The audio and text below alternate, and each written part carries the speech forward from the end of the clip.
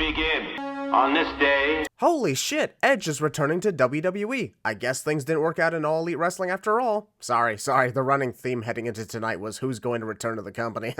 Got carried away for a moment. Despite WWE removing the Raw vs. SmackDown brand war stipulation from the Survivor Series event, the colors in the build-up still make it look like it's going to be Raw vs. SmackDown. Since the theme is WarGames, shouldn't there be camouflage colors like on the match graphics? Also, I like the idea of hosting WarGames as Survivor Series, but to me, this has the same feel as Hell in a Cell hosting its own pay-per-view. WarGames should be decided just like Hell in a Cell should, when a giant feud between stables calls for it, and not because it's slapped on the name of the pay-per-view. You can never ignore the beauty that is Ozzy Osbourne. Is the message clear? What, that CM Punk is here? Considering all the references we've been hearing, not to mention this monologue sounding awfully similar to the beginning of Cult of Personality, I'd say the message is clear. This edition, WarGames! Michael Cole makes it seem like this is the first time WarGames is hosting at Survivor Series. He should actually quote it as, for the second year in a row, we present WarGames at Survivor Series. I must be tripping balls right now because I swear those two bags of Ruffles chips look as fake as those AI audience members in that one movie. Like, what's keeping the bags up in the air? That's what I want to know. Oh yeah, because WWE has opened up the entirety of the Allstate Arena in Rosemont, this is as good as it's gonna get for the pyrotechnics. Now after 5 minutes... By the time Michael Cole gets to rule number 2, I have already finished reading the whole thing, but I guess he's gotta talk as slow as he can so that the crew members can actually get the cage properly set around the two rings. Damn, once again we got a missed opportunity. Normally Shotzi arrives to the ring on her mini tank, but on an event where it would be most appropriate to enter on a tank, there is no tank to be found. And then Shotzi accidentally bent her head too low and impaled Bianca Belair right through her mouth. Whoopsie! Charlotte Flair has never been a part of WarGames. That's because a majority of the women's WarGames matches have been in NXT, while Charlotte Flair was absent from WWE during last year's event. Becky Lynch, either intentionally or unintentionally, made a pun on her own nickname by being the odd man out of her team, as she is the only one not donning any pink colors. Also, this WarGames match is pretty much a copy-paste of last year's event. Bianca Belair is feuding with Damage Control, so she forms a team and must find a final teammate, and on the final week before the show, that final teammate turns out to be Becky Lynch, who helps the team win the match. WWE really couldn't come up with another reason for the women to compete in the WarGames structure, so copy-paste it is. Also, in addition to what I just posted, another copy-paste moment of this women's WarGames match from last year is Becky Lynch being questioned on whether or not she can coexist with one of her teammates. Last year it was Bianca Belair, and this year it is Charlotte Flair. Alright, everyone on Team Damage Control wearing masks was a great addition. That just made everyone look more badass than they already are.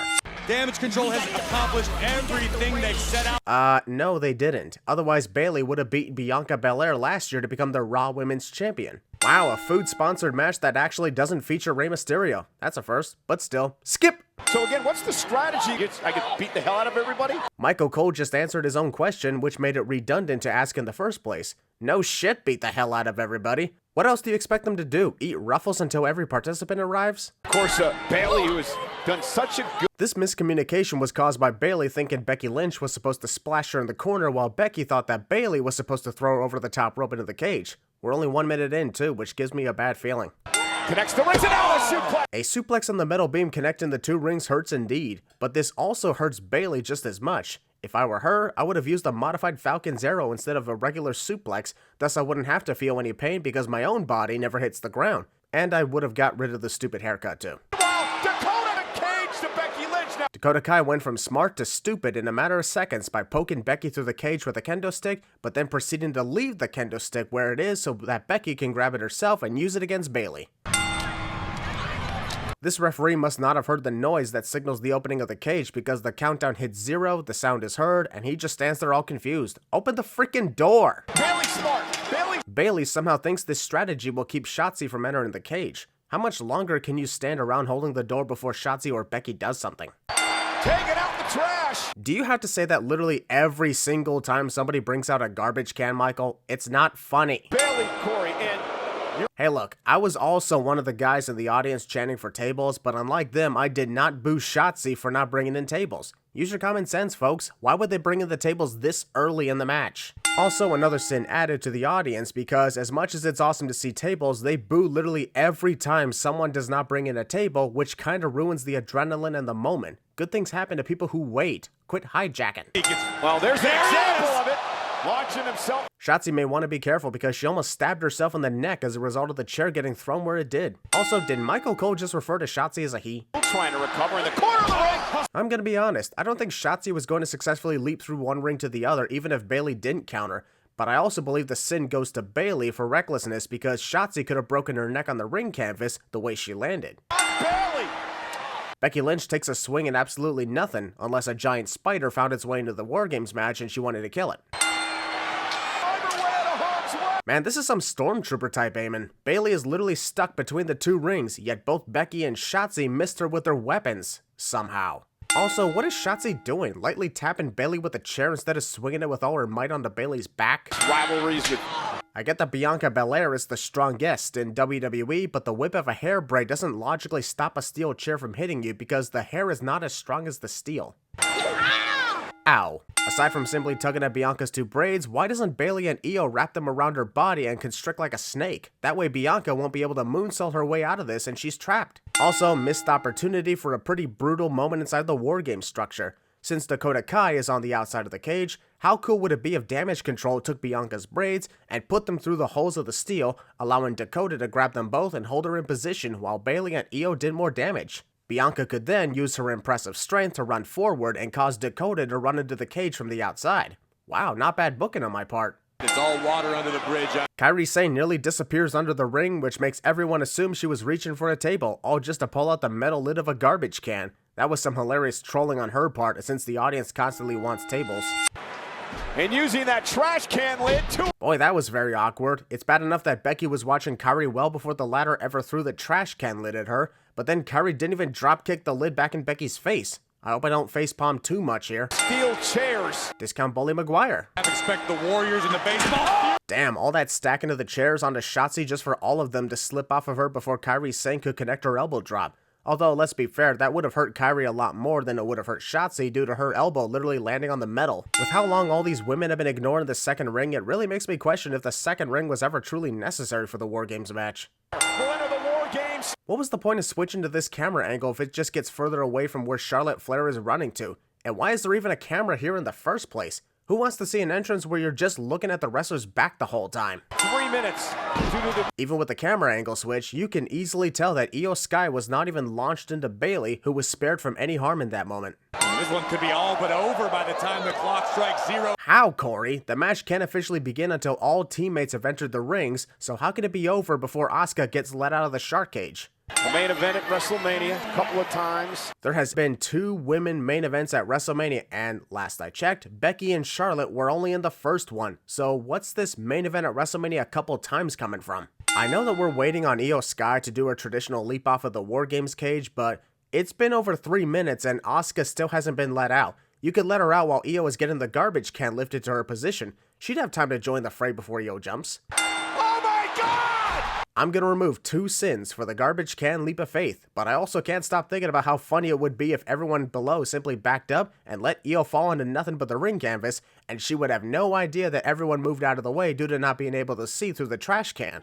But anyways, 2 sins off. Damage Control has been trolling the fans who wanted tables the whole match, so I think this was a missed opportunity for Asuka to pull out the tables just to shove them back under the ring and enter the cage. Of course, I also wanted tables, but that would have been even better.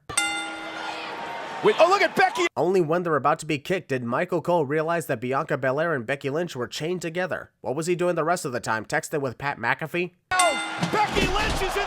Given the fact that the trash can has literally no dents from that dropkick, Becky Lynch should consider herself lucky that she was completely protected from any sort of harm. I'll take off another 2 sins for Charlotte Flair's insane moonsault from the top of the cage. She may not have got good luck at connecting on her opponents over the years, but I'd like to see you try and backflip off a 15-foot high cage. Spoiler alert, you won't. Although I will add a sin because Kairi Sane and Asuka were both not hit by the moonsault, yet they still fell over anyway. Ceiling cam.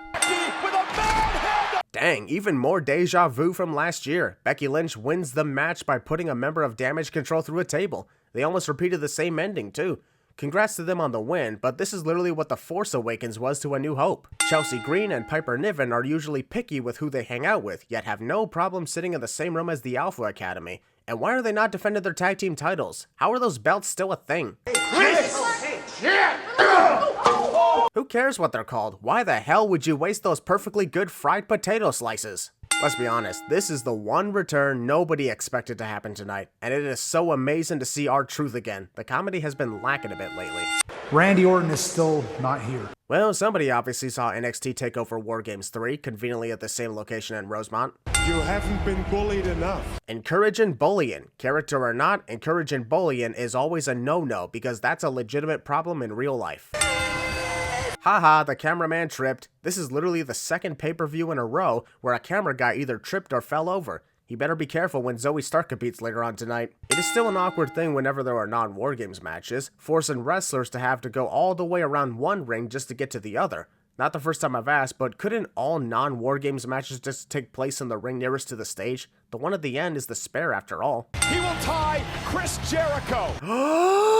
AEW references! Am I saying it right? Probably not, but these days everyone freaks out when a wrestler in AEW is mentioned in WWE. 1 hour, 11 minutes. You guys were doing good when mentioning the number of days Gunther has been the Intercontinental Champion, as well as combining Miz's reigns and revealing the betting odds of this match. But what does Gunther's Royal Rumble performance have to do with this match? At least the others were related to our current situation. Who headlined WrestleMania, has a W over John Cena. Perhaps this is Corey Graves merely kissing the Miz's ass, but it's next to impossible to take Miz's WrestleMania main event victory seriously due to the fact that The Rock is the sole reason he even survived at that event. This is doing here, but Miz cannot afford to be overzealous. By the time the Miz releases himself from Gunther, the referee should have gone past the 5 count and disqualified him.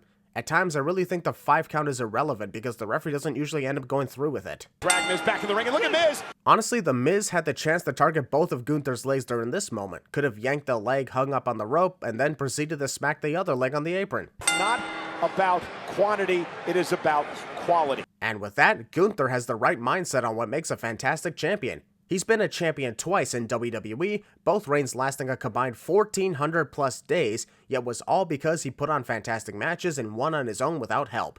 Roman Reigns could learn a thing or two from the ring general. Let's take off another sin. Gunther with Miz able to kick. Sometimes I think WWE wrestlers overdo it with the shocked expressions on their faces when the opponents kick out of their major moves. But also, finishing moves are kicked out of in literally every freaking match in existence now. How are any wrestlers shocked at this point? That was nowhere near a low blow. The Miz clearly kicked Gunther in the knee, and Gunther even reacts like he got kicked in the knee. Unless that actually does qualify as a low blow due to Gunther being very hung down there.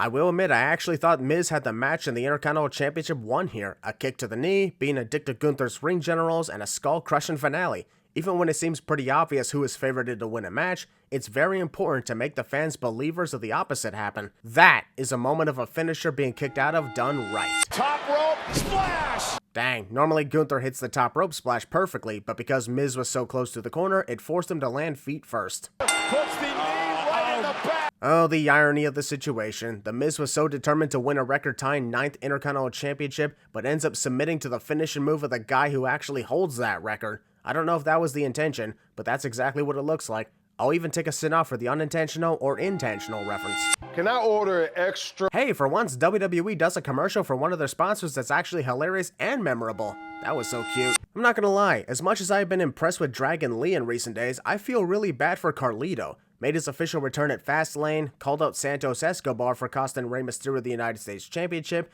feuded with him for several weeks, hyped up an official dream match, but then literally 24 hours before said match takes place, he is instantly removed and replaced by Dragon Lee. Storyline injury or not, it still sucks. I hope you catch an infection. They have to amputate your leg. The fuck? And Survivor Series. See, even the entire video package for this match is about Carlito and Santos Escobar. Since the actual match is with Dragon Lee, what's the point of actually showing the video package? He's literally the odd man out here. Santos Escobar, what do you expect in this match tonight? I'll tell you what I did not expect in this match. Dragon Lee to take a couple of punches in the first 5 seconds and then fall over like he was a super drunk guy who passed out.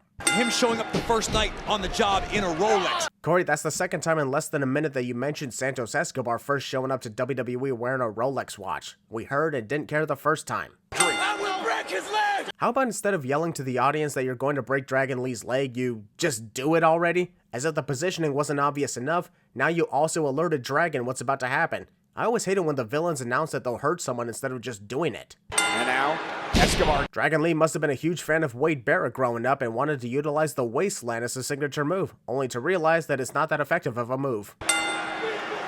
What do you bet Dragon Lee is silently telling Santos Escobar to hurry up and hit the Hurricane Rana instead of trash talking?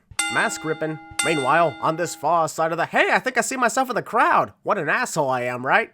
Oh boy, LA Knight is gonna be pissed when he finds out the New Day stole a Slim Jim card that he won at SummerSlam. That I am the most dominant on the Raw roster. I am the most dominant wrestler on the roster cliche. Take a number and get in line, Zoey, because there are an endless amount of wrestlers who also said that, even recently.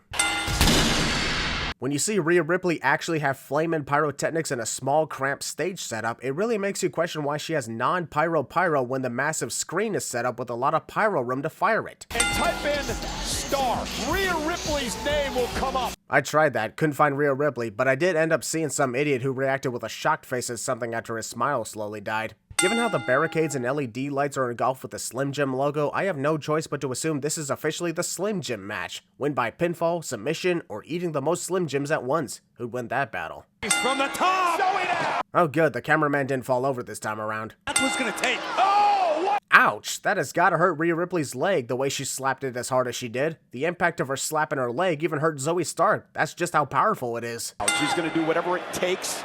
I'm not adding a sin, but hearing that reminds me of the good old days when I played that song because of the quote, "Shame Imagine Dragons is gonna kick my ass if I do it again." Stomp on the toe. From that camera angle, you could tell that Zoey Stark's face was nowhere near Rhea Ripley's knee. So far, hasn't been that good of a match. Rhea now. Oh my! I have no idea what to make of that. Rhea Ripley went for a chokeslam, Zoey Stark chose to flip all over the place, and the result was something awkward. Zoey, I believe, was attempting to... See, even the commentators can't seem to defend that awkward situation we just saw because they're also confused at what's going on in this match. WWE showing their replays on a mini screen with a customized background. What are you doing, trying to be me on these Sins videos? Thank God I was sitting on the other side of the arena for this event, am I right? That could have been me. To be locked inside a steel cage with Jey Uso. Couldn't Drew McIntyre have just requested a steel cage match against Jey Uso anytime between Jey's arrival on Raw and now? The literal only reason Drew teamed up with Judgment Day tonight is so that he could be locked in a cage with Jey. So why didn't he just simply ask for a cage match against Jey? What is this, the Judgment Shield with those face masks? Oh, so according to Mike Rome, the stable is now known as a Judgment Day, not the Judgment Day. Also, damn, literally everybody is doing a staring contest with one another. They definitely must have practiced this before entering. Boy, that sure didn't age well, am I right? Oh my god, Seth Rollins may want to see a doctor. His shoulders have swelled to alarmingly huge levels here. Look, I get that we want to replicate the time Kevin Owens made a surprise appearance in the WarGames match back in 2019, but given Randy Orton hasn't entered the arena nor entered the shark cage, how is his involvement legal at all? Wait a minute! Seriously? Finn Balor had his eyes on Seth Rollins from the moment Seth entered the first ring, and never once took away his gaze, yet he somehow didn't see Seth run into the ropes to leap into the second ring? How? Balor. With all due respect to the excited audience, the constant chanting of CM Punk's name throughout the entire WarGames match was a huge distraction from the in-ring performance. Look, I get it. Big time rumor that he's returning to the WWE after nearly 10 years, but at least show the wrestlers in the ring respect and we'll get to Punk later. This strategy somehow still works. At Survivor Series. Seth Rollins be like, "Hey, JD, you forgot to bring a few weapons into the cage. I'm not allowing you inside until you do this right, boy." Candlestick air guitar. What shape will Rollins be in? Well, considering Seth Rollins could take endless amounts of finishers without losing a match even 30 plus minutes in, I think he'll be just fine. Main event, Jey Uso. Something I gotta do is take a sin off with the production crew keeping up with the storyline by zooming in on Drew McIntyre's face the moment Jey Uso was released into the cage. It's one of those moments where even the littlest of things can tell a bigger story, keeping the viewers in suspense as they await the inevitable clash.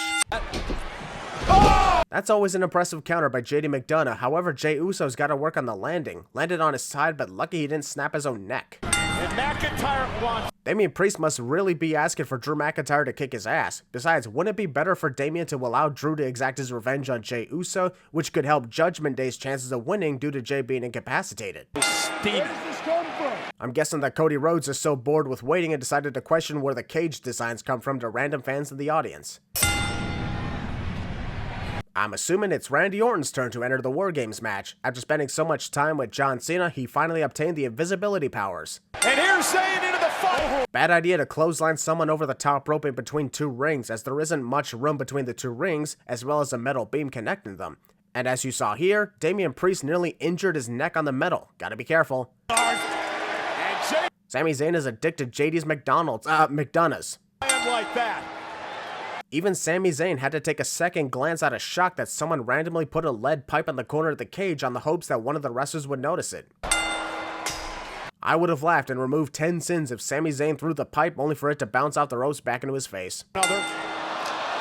It wasn't shown on camera, but since I was in the arena, I saw it happen and I gotta remove 2 sins for it. Sami Zayn threw a kendo stick at Jey Uso for the latter to use and accidentally threw it out of the cage, after which Jey gave Sami a look that said, "Really, Us?" It was so hilarious. To get inside a cage that Jey Uso was locked in. And yet Drew McIntyre is attacking everybody in the match except Jey Uso, the one reason he agreed to team with the Judgment Day in the first place. He was savoring every step. And that's the sin. Instead of immediately attacking Jey Uso like he's been desperately craving, Drew McIntyre takes his sweet time with every step he takes. Now Cody Rhodes. Who put the bull rope on that side of the ring, conveniently protruding through the cage so that anyone can grab it? Finding weapons under the ring is simple enough, but conveniently placing pipes in the cage and bull ropes through the cracks is definitely eyebrow raising, like The Rock.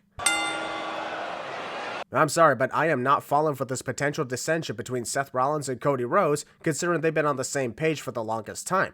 If they have been at each other's throats during the build-up, then sure, but unlike Charlotte and Becky's problem earlier, I got no reason to worry or care about this. Sorry, it just feels forced to me. Dirty Dom's gonna get.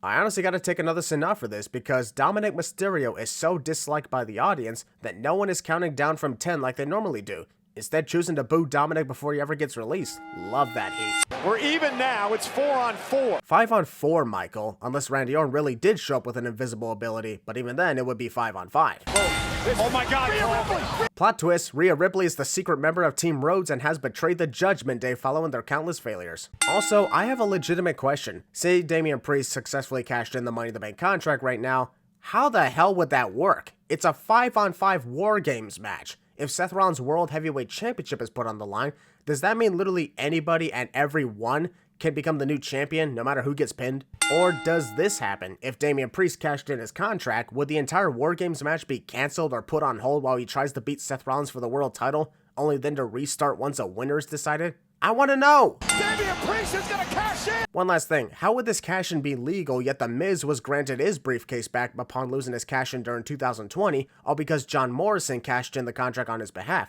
Adam Pearce himself said the contract holder themselves were required to be the ones to cash it in.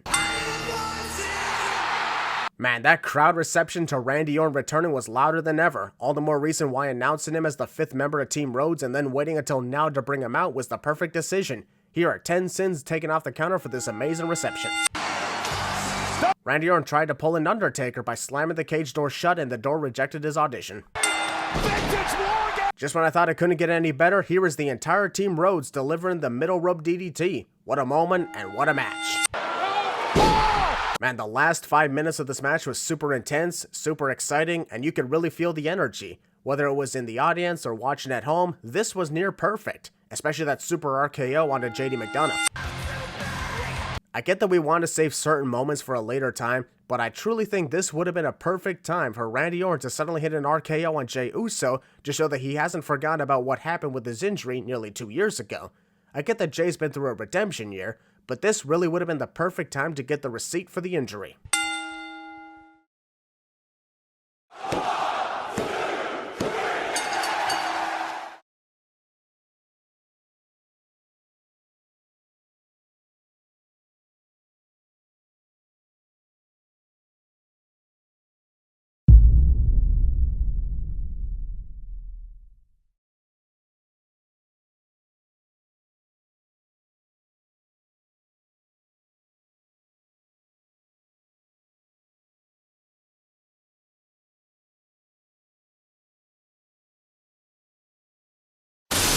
And now, ladies and gentlemen, a special sneak peek at an upcoming new series for my channel titled Everything Right With. And what better way to show a sneak peek at the new series than the massive return to WWE of CM Punk. Enjoy!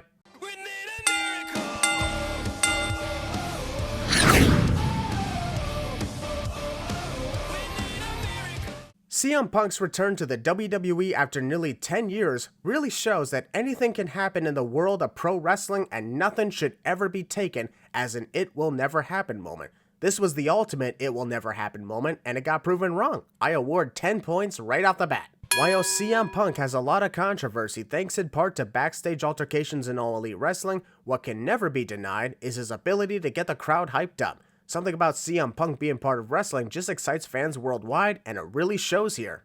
This return has everyone feeling like we are in an alternate timeline or an impossible dream, yet we see with our very own eyes CM Punk in the WWE after nearly 10 years of hatred toward the company following what went down in 2014. Me personally, I haven't been a fan of CM Punk ever since his unnecessary drama in AEW, but even I was legitimately shocked at what I was seeing. My reaction video, which was shared many times since it released, proved that even CM Punk's haters can be put in a state of shock and excitement where they believed none existed. With this return sparks a path in WWE we never thought we would be walking down. We don't yet know what CM Punk's true motives are or if he truly is here just to make money. But one thing is for sure, when the time is right, the Punk we know that dominates on the microphone will surely appear and it will be beautiful.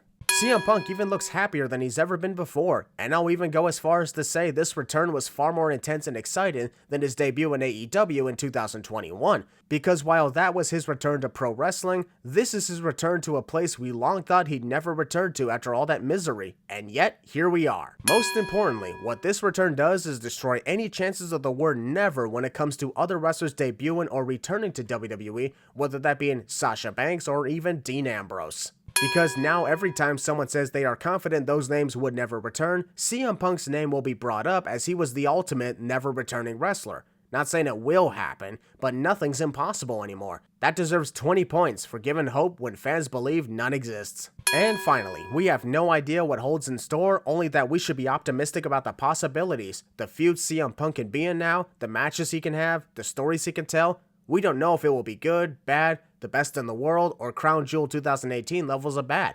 But we are happy right now, and we're just going to enjoy this moment while it lasts. We could get to the other stuff later.